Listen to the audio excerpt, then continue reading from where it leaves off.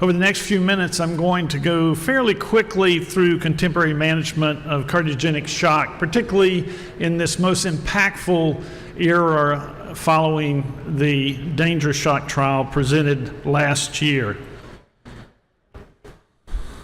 I have no disclosures.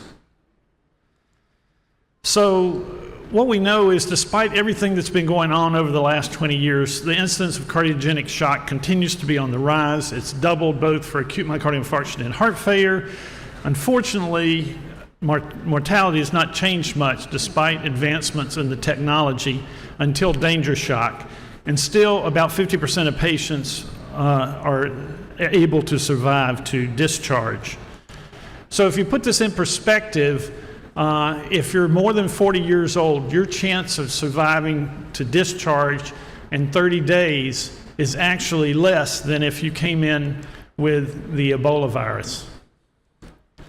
So I'm going to go through a lot of this. I think we all know these things, like the goals of a shock protocol to identify the common clinical and hemodynamic markers, understand the initial approach, and with interventionists, that's often high-risk PCI. We need to know that the time to pharmacological or mechanical intervention is analogous to door-to-balloon time. We want to trigger those early multidisciplinary discussions, and also when to consider temporary mechanical support, and also those end-of-life goals of care discussions, particularly with the heart team and shared decision-making with the family.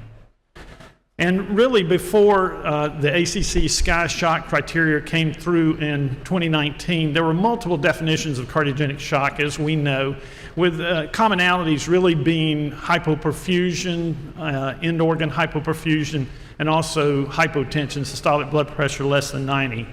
But we all know that SCI really transformed this with the stages of shock from A to E back in 2019, with C being the classic hypoperfusion requiring volume resuscitation and so forth, with hypotension, and the deterioration requiring more support, and then E, the extremis, which may be even after cardiac arrest, usually requiring mechanical support.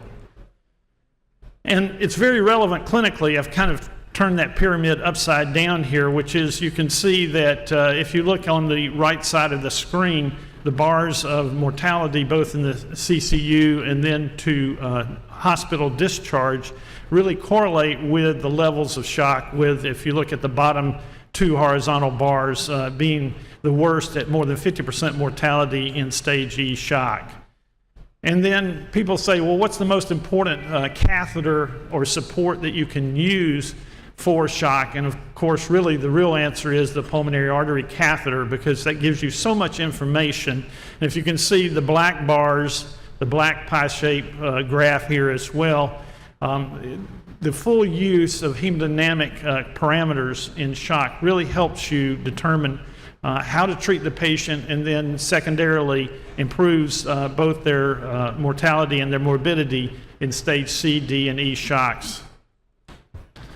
And if you want more information, Tarani put together this formula for deriving what the prediction is of mortality according to multiple levels of the patient characteristics, with lactate being one of the greatest, more than 3, being a very high marker for mortality in the next 30 days. And then, of course, from medical school, we all know about vasopressors, but all of these agents increase myocardial oxygen consumption. So really, you're not necessarily doing too much. One of the best agents or comparisons was recently the New England Journal, just a few years ago, comparing milrinone versus dobutamine in cardiogenic shock. And unfortunately, in this do-ro-mi trial, there was no difference in hospital mortality afterwards, again at that 30 to 40% mortality in these patients. So really, all these agents may more or less just be markers for the severity of shock, and also, according to the CVAD registry, the more inotropes that you use, the higher the mortality. And we're familiar with the options for mechanical circulatory support and the levels they give, all the way from balloon pump through Impella 2.5, which is not used as much anymore as the higher levels of Impella CP and Impella 5 in the OR, and tandem heart, and then of course VA ECMO, all the way up to 5 liters or more of support. But none of these therapies showed really any impact on mortality until the danger shock trial, and I've listed a few of those on the right here. So again, as the background, we know that in acute myocardial infarction, about 10% will develop cardiogenic shock, and only, again, 50% are destined to survive. And this was all changed again with last year's report at the ACC 2024 of the danger shock trial. And you can see here after 6 months that those that had early placement of Impella, the microaxial flow pump, actually had a significant 13% reduction in their mortality at 6 days. And the number needed to treat was only 8 patients. So if you put that in perspective, these are the major trials with mechanical support over the last 20 years. And you can see, yes, there was some impact in the initial shock trial way back in 2000. We know that culprit shock for interventionalists does improve mortality, particularly if you do culprit-only PCI. And then in the middle, you see the danger shock trial information that I just presented. And then you also know over the last 5 to 10 years, the IABP Shock 2 trial, which was futility, as well as the ECMO shock trial.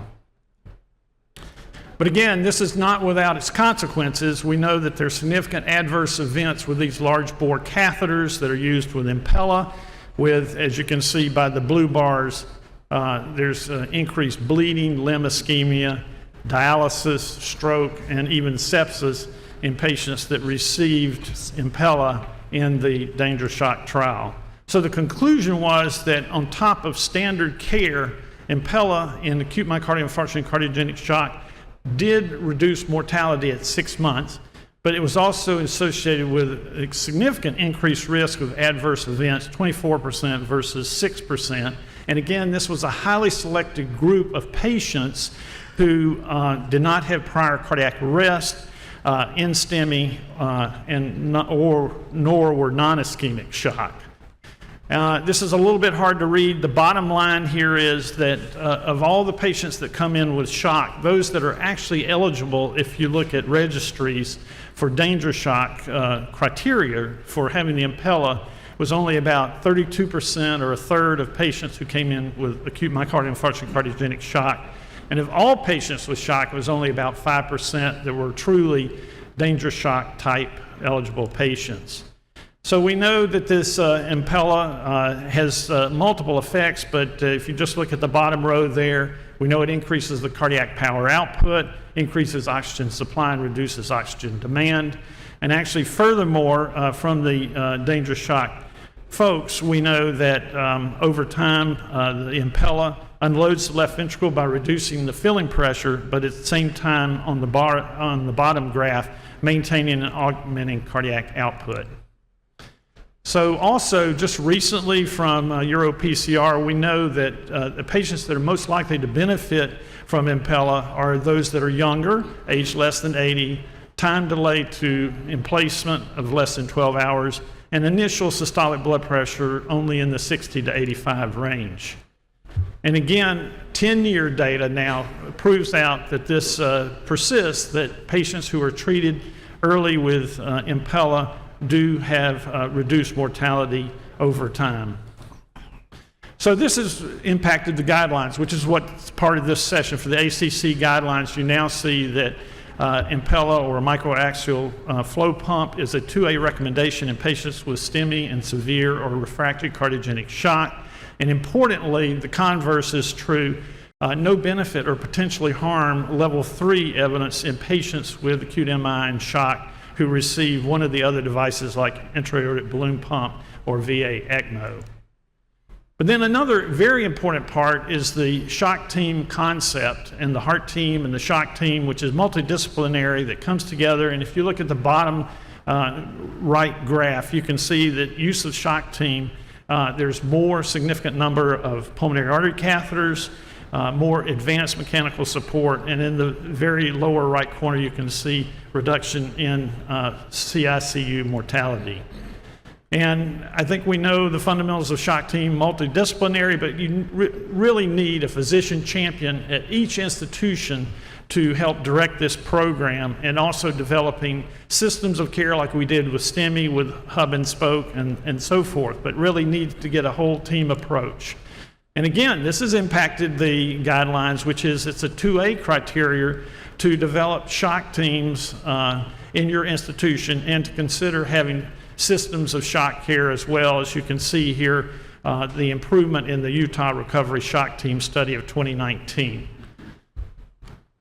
And again, it's analogous to our STEMI systems of care. It's analogous to trauma care as in the US and in the Middle East and otherwise. And we're also part of the National Cardiogenic Shock Initiative, a very heavy contributor to that, as you can see in the lower right, 80 participating hospitals in the US. And again, it's all about trying to reverse this downward spiral that we've heard about since medical school by implementing the Impella. And also the timing of that is key as well. We know that if it's implanted pre-PCI from registry data, that improves mortality, as you see on the blue line versus the red line. And also there is that sweet spot of the first hour and a half with more than 66% survival in the original cardiogenic shock registries, as opposed to 4 hours and 12 hours where the mortality or the survivorship is much lower. So in summary then, the key takeaways, and this was from a roundtable of the ACC, which I participated in last year, is, I don't know if you want to show the last slide or not, but basically we need to identify cardiogenic shock early. We need to be able to implement mechanical support with Impella when it's the appropriate patient. And also we need to think about developing shock teams and systems of care. Thanks so much.